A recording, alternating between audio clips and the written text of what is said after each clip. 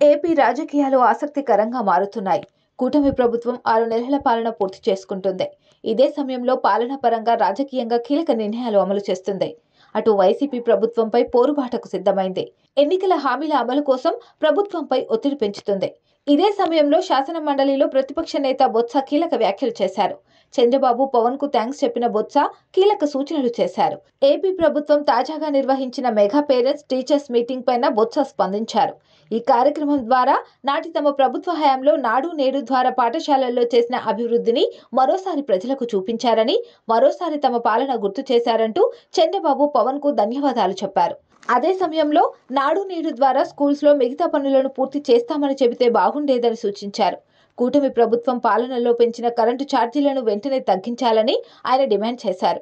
ధాన్యం కొనుగోలుపై పరుచూరి బ్రదర్స్ లా నాదెండ్ల మనోహర్ మాట్లాడటం సరికాదన్న బొత్స వాస్తవాలు చెప్పాలని డిమాండ్ చేశారు. మా ప్రభుత్వ హయాంలో విశాఖకు వచ్చిన కంటైనర్ షిప్ లో డ్రగ్ ఉందని చెప్పి చివరికి ఏమీ లేదని తేల్చారని బొత్స పేర్కొన్నారు. ఇంటర్పోల్ ఆపరేషన్ గరుడ పేరుతో విచారణ జరిపి ఏమీ లేదని తేల్చారని వివరించారు. సిబిఐ విచారణ జరిగిన తీరుపై ప్రధాని, హోంమంత్రికి లేఖలు రాస్తానని వెల్లడించారు.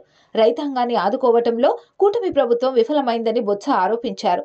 రైతులకు మద్దతుగా ఈ నెల 13వ తేదీన అన్ని జిల్లాల వ్యాప్తంగా కలెక్టర్లను కలిసి వినతిపత్రం సమర్పిస్తామని చెప్పారు.